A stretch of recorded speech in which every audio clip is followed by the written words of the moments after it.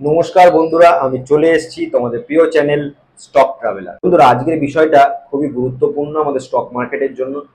কারণ থাম্বনেল দেখে তোমরা কিছুটা আন্দাজ করতেই পেরেছো যে আমি কি বিষয় নিয়ে আজকে আলোচনা করতে চলেছি। গতকাল আমরা যেটা দেখলাম সংবাদ মাধ্যমের দ্বারা, তো সেখানে দেখা যাচ্ছে যে আমাদের যে পড়োশী দেশ মানে হচ্ছে প্রতিবেশী দেশ বাংলাদেশ, সেখানে তাদের যে প্রধানমন্ত্রী শেখ হাসিনা তিনি রিজাইন করেছেন এবং সেখানে একটা ছাত্র বিক্ষোভের মাধ্যমে একটা বিশাল গণবিক্ষোভ আন্দোলন রূপ নেয়। আন্দোলনটা শুরু হয় কোটা আন্দোলনের বিরুদ্ধে। বিভিন্ন ছাত্র সংগঠনরা এই কোটা আন্দোলনে যুক্ত হয় এবং পরে সেখানে বিভিন্ন যে রাজনৈতিক দলগুলি আছে তারাও ধীরে ধীরে কিন্তু এই আন্দোলনের সাথে যুক্ত হয়ে পড়ে এবং হিংসাত্মক আমরা পরিস্থিতি দেখতে পাই। বিভিন্ন সরকারি সম্পত্তি ধ্বংস থেকে শুরু করে যা যা হওয়ার সেগুলো আমরা সকলেই কিন্তু লাস্ট কয়েক সপ্তাহ বা কয়েক মাস ধরে কিন্তু আমরা দেখতে পাচ্ছি। লাস্ট পর্যন্ত আগামীকাল সেটা একটা জায়গায় এসেছে, শেখ হাসিনা রিজাইন করেছে এবং সেখানে মিলিটারি শাসন কিন্তু চালু হয়েছে। মানে সে দেশের সেনাপ্রধান এটা অ্যানাউন্স করেছে যে অন্তর্বর্তীকালীন সরকার গঠন করা হবে, কিন্তু প্রধানমন্ত্রীর আসনে কে বসবে সেটা কিন্তু এখনো বোঝা যাচ্ছে না এবং যার ফলে কিন্তু একটা অস্বস্তিকর পরিবেশ কিন্তু তৈরি হয়েছে এবং আনসার্টেনিটি একটা কিন্তু দেখা দিচ্ছে সেই দেশের ক্ষেত্রে। এবং যেটা আমার ধারণা, এতে কিন্তু সেই বাংলাদেশের ইকোনমি থেকে শুরু করে এভরিথিং এফেক্টেড এবং বাংলাদেশ এবং ইন্ডিয়ার মধ্যে যে এক্সপোর্ট এবং ইম্পোর্টের যে আদান প্রদান হয় ব্যবসা, ঠিক আছে, সেখানেও কিন্তু একটা ভালো মতো এফেক্ট পড়বে বন্ধুরা আগামী দিনে। অলরেডি পড়ছে, কারণ বর্ডার অলরেডি সিল হয়ে গেছে, ঠিক আছে। তো সেই জায়গা থেকে দেখতে গেলে কিন্তু অলরেডি একটা এফেক্ট পড়ছে। কিন্তু শেয়ার মার্কেটের লোক, আমার ইন্ডিয়ান ইকোনমি বা ইন্ডিয়ান শেয়ার মার্কেটে এই বাংলাদেশের যে আনসার্টিনিটি বা এই বাংলাদেশের যে ক্রাইসিস, ঠিক আছে, যেটা হয়েছে তার জন্য আমাদের ইন্ডিয়ান ইকোনমি এবং ইন্ডিয়ান স্টক মার্কেটে তার এফেক্ট কি হতে চলেছে সেই বিষয়ে আজকে আলোচনা। সুতরাং কোন কোন স্টকে এর এফেক্ট পড়তে পারে বলে আমার মনে হচ্ছে সেই বিষয়ে আলোচনা করব। কিন্তু আলোচনাতে যাওয়ার আগে বন্ধুরা একটাই কথা, যারা আমার চ্যানেলে একদম নতুন, চ্যানেলটি এখনো পর্যন্ত সাবস্ক্রাইব করোনি, তাদেরকে বলে চ্যানেলটি সাবস্ক্রাইব করে দাও, বেল আইকনটা প্রেস করে দাও। এরকমই interesting share market related video তোমাদের কাছে নোটিফিকেশনের মাধ্যমে পৌঁছে যাবে।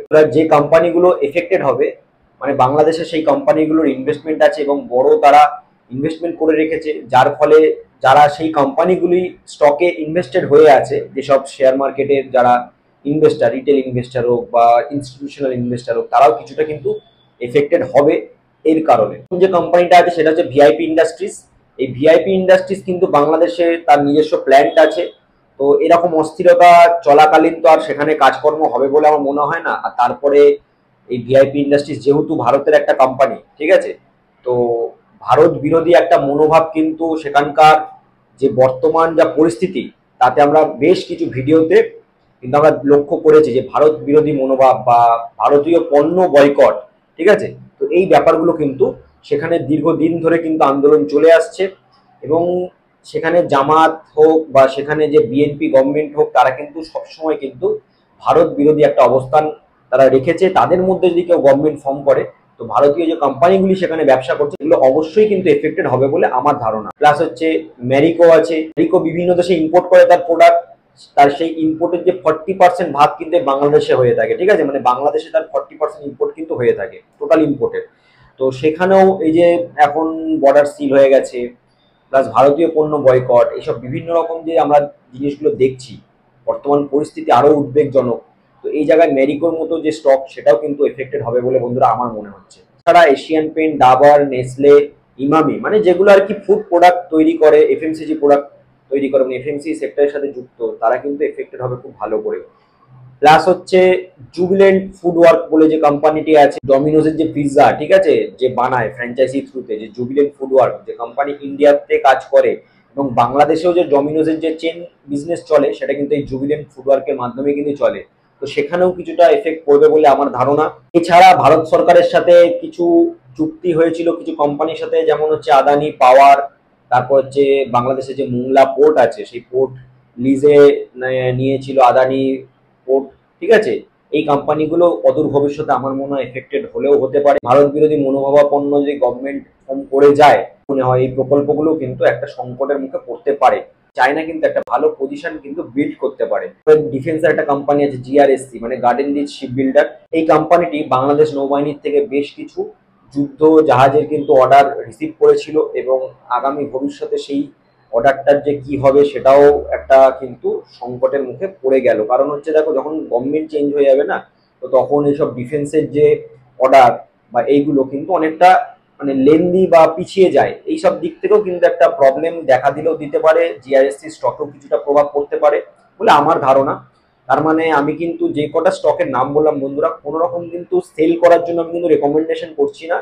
এটা আমার ধারণা যে বাংলাদেশে কোন স্টকগুলো বা কোন কোম্পানিগুলো ইনভেস্টেড হয়ে আছে, তাদের স্টকে কি প্রভাব পড়তে পারে, কারেন্ট যে পরিস্থিতি মানে বর্তমান যে পরিস্থিতি, সেই পরিস্থিতির উপর লক্ষ্য রেখে এটা আমার মনে হয়েছে যে এই কোম্পানিগুলো এফেক্টেড হবে বলে। একটা যেটা সংকট দেখা দিতে পারে, যেটা ইন্ডিয়ান ইকোনমিতে ডাইরেক্টলি ইম্প্যাক্ট ফেলতে পারে, সেটা হচ্ছে শরণার্থী।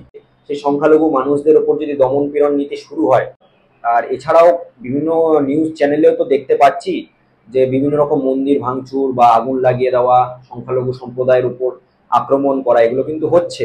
তো এটা যদি অতিরিক্ত পরিমাণে বাড়তে থাকে, তো সেখানে আলটিমেটলি 1947 সালে যে জিনিস আমরা দেখেছিলাম, সেই জিনিস হয়তো রিপিটেশন আসলেও আসতে পারে, যার ফলে আমাদের পশ্চিমবাংলা আবার একটা শরণার্থী সংকট দেখা দিতে পারে। সেই জায়গা থেকে যদি সমস্ত সংখ্যালঘু মানুষরা যদি আবার ভারতবর্ষে প্রবেশ করার চেষ্টা করে, তাতে কিন্তু একটা সংকট দেখা দিতে পারে। এখান থেকে সব সংখ্যালঘু মানুষরা যদি অত্যাচারের কবল থেকে বাঁচতে যদি ভারতবর্ষে আবার শরণাপন্ন হয়, তাহলে কিন্তু একটা অর্থনৈতিক সংকট আবার দেখা দিলেও দিতে পারে। কারণ হচ্ছে, যারা শরণার্থী হিসেবে ভারতবর্ষে আসবে, তাদের থাকা খাওয়া, ঠিক আছে, একটা ব্যবস্থা তো করতে হবে। সেটা তো ইকোনমিতে একটা আলাদা এক্সট্রা বোঝা হিসেবেই চাপবে। এর ফলে নিত্য প্রয়োজনীয় জিনিসেরও দাম বাড়ার একটা আশঙ্কা থেকে যাচ্ছে। এতে একটা ইকোনমিতেও কিন্তু ইম্প্যাক্ট করলেও করতে পারে। তো আগামী দিনে কি হচ্ছে না হচ্ছে অবশ্যই আমাদের নজর রাখা উচিত শেয়ার মার্কেটে ইনভেস্টর হিসেবে। তো এই কোম্পানিগুলোতে কারা কারা ইনভেস্টেড হয়ে আছো কমেন্ট বক্সে জানিও। কতটা মনে হয় যে বাংলাদেশে যে ক্রাইসিস চলছে, তার ফলে ইন্ডিয়ান ইকোনমি এবং ইন্ডিয়ান স্টক মার্কেট কতটা এফেক্টেড হতে পারে, সেটা তোমরা কমেন্ট বক্সে জানিও বন্ধুরা। আর ভিডিওটা ইনফরমেটিভ আর ভালো লাগলে অবশ্যই একটা লাইক করতে ভুলবে না। থ্যাংক ইউ বন্ধুরা, দেখা হবে নেক্সট ভিডিওতে।